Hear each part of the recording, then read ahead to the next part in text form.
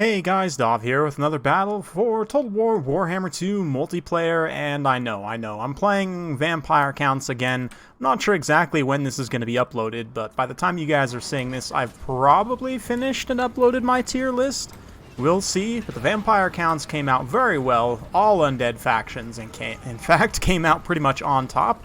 And yeah, as a result, probably won't be playing them a whole lot more going forward. I'm going to be hopefully we can see crumbling rework at some point, but until then I'm not going to be playing them as much. But one thing we can do is definitely have some fun here. So this is a game that took place just now, actually, barely, but by the time you're seeing this, it would have been a few days ago on Turin's King of the Hill stream.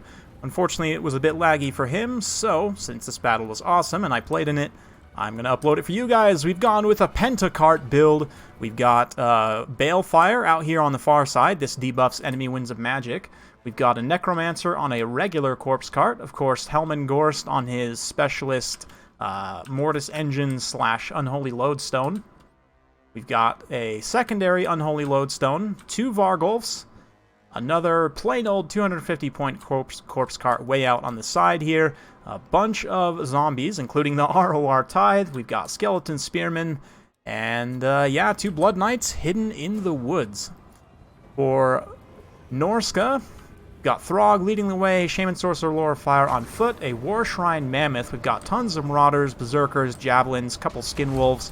It's a Norscan army, pretty much as you would expect, so we're going to get this fight underway immediately. Get the Vargulf in here to start mixing up some of these Marauders. He is going to eat a bunch of Javelins to the face, which is just fine. Throg comes over to say hello as well, but somehow, I don't know what happens, but when Throg and the Vargulf fight each other, weird mass things happen where they just like send each other flying apparently for no reason. But anyway, the other Vargulf's going to come forward and try and fight this Mammoth in melee. It does give itself some extra melee attack and fire damage, and looks like, yeah, going to Dance Macabre over on this side to give him some extra melee attack. Of course, that fire damage will give a nice damage spike against the regenerating Vargulf there, so decent synergy.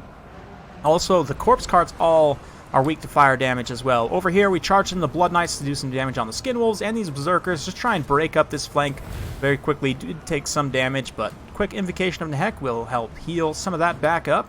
I'm going to try and split up these Unholy Lodestones if I can. We're going to move one over to this side of the battlefield, and then Gorst with his Unholy Lodestone and Mortis Engine will come over here to start draining.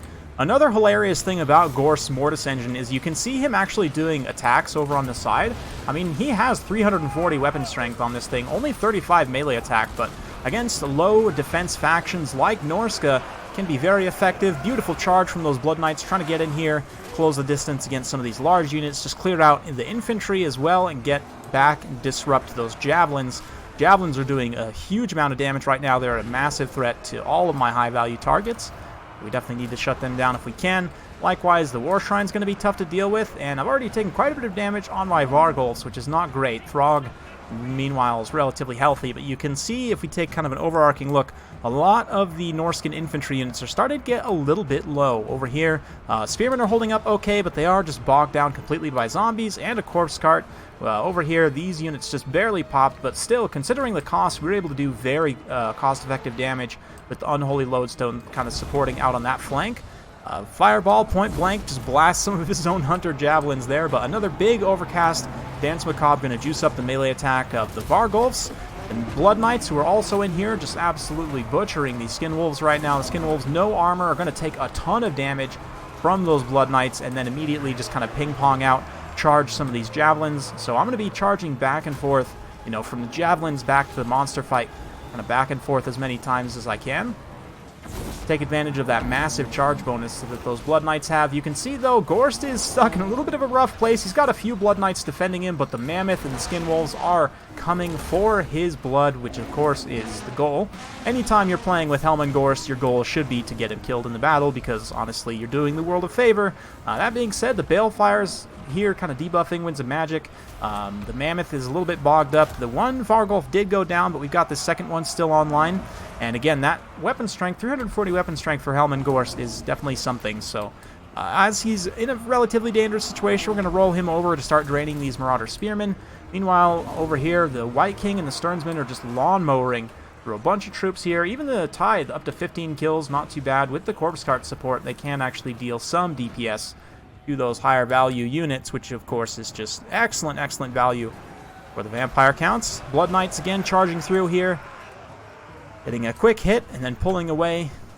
The javelins will get some return fire, but honestly I'd kind of rather them shoot my Blood Knights than any of my other high value targets, because the Blood Knights have a good amount of armor, whereas the Vargulfs and the Corpse Carts do not. That being said, one Vargulf is down, the other one's getting pretty low, and the Blood Knights also are getting very low. Despite that, the balance of power is creeping in my favor. As you can see, Throg has taken a ton of damage here. We're also starting to do damage to that Sorcerer, or sorry, the not the Necromancer, yeah, Shaman Sorcerer. The Necromancer also has a good amount of weapon strength on his Corpse Cart. Yeah, 300 weapon strength on his Corpse Cart, so he can actually do attacks. He actually has those attack animations, and a fireball across the field does make contact on Gorst. Still fighting it out with these Marauder Spearmen. Looks like the Mammoth has come to end his life, and it does just there. Thank the gods. Big boy Mammoth gets a treat after that, because doing the world a favor, as I mentioned. Yeah, the Vargulf is going to have a little bit of a hard time in terms of mass, but now the Balefire seems to be the next target. Maybe the Vargulf will be the next target. It's hard to say. Thankfully, I still have the White King and the Necromancer both to kind of stabilize leadership here. Gorst also didn't have any spells except for the Graveguard summon, which I didn't end up using.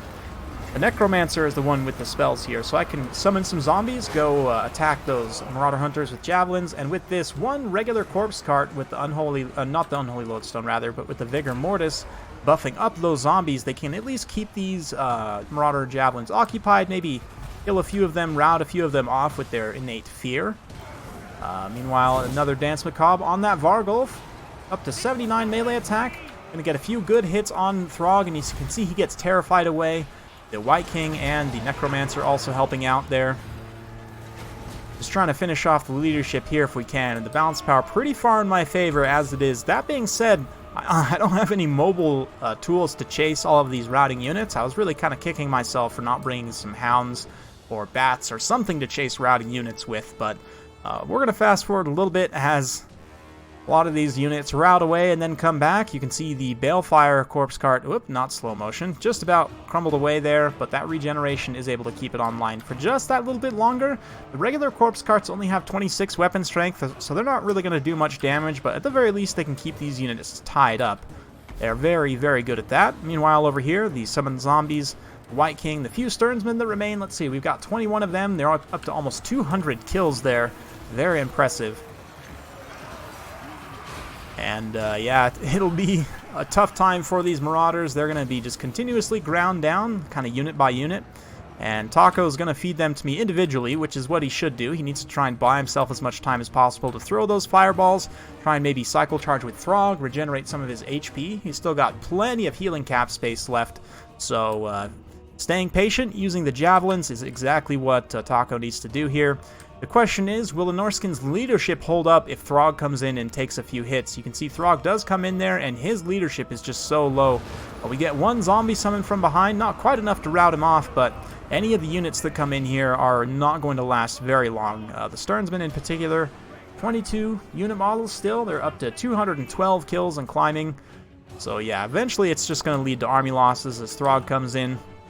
He is able to finish off all but 2 of the Corpse Carts. The Necromancer is still alive, and the Unholy Lodestone is gone. The Balefire is gone. So yeah, all but 2 of the Corpse Carts.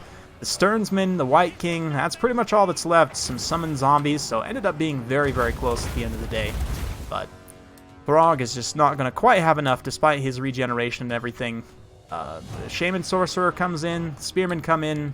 They're not going to hold up too long, especially to the White King, and that's a game. So very well played to Flying Taco. Hopefully you guys enjoyed watching that one. It's definitely a weird build. It is tournament legal, yes, and it works to a degree. I've had success with this build against Beastmen, Bretonnia, Norsca. Yeah, I just think, honestly, most factions this build might be okay against. I'm not really a big believer in, like, one list for a faction that can take all comers, right? Like, I don't think that necessarily always exists. There are some lists, especially for vampire counts, though, that you can kind of use in a number of matchups somewhat well. My Foot Kemmler Krell Bomb build comes to mind, or this PENTA-CART. Absolute ridiculousness. It does work. I mean, you've got 4 really heavy-hitting units, and then potentially Gorst can get a lot of kills as well if your opponent doesn't allocate resources to kill him. He's only 1,000 points, though, here, so again, your goal should be to try and get him killed, to try and hang him out there as bait. Your opponent's going to have to dedicate time, which is an important resource, especially when you're playing the vampire counts, because they play in sort of an attrition style, and this build especially favors that attrition style. The more time, the longer the game goes on, the more likely it is that the vampire counts are going to win. So buying yourself as much time as possible and using Gorst as a distraction very consciously, getting him into bad situations, is kind of the goal with this build. So it's a little bit strange in that way, definitely kind of fun and weird, but yeah, it just kind of shows how overpowered Crumbling is and how powerful those overlapping healing effects are. So I'm going to be making some more content about Crumbling. I actually want to do some mathematical calculations to figure out whether or not high-end undead units are functionally unbreakable or not. That's going to be in some future videos. But anyway, stay tuned for that. If you guys do want to see that, be sure to subscribe, hit that bell notification button, so when I upload it, you'll be notified. Thanks again for watching, and we'll see you next time.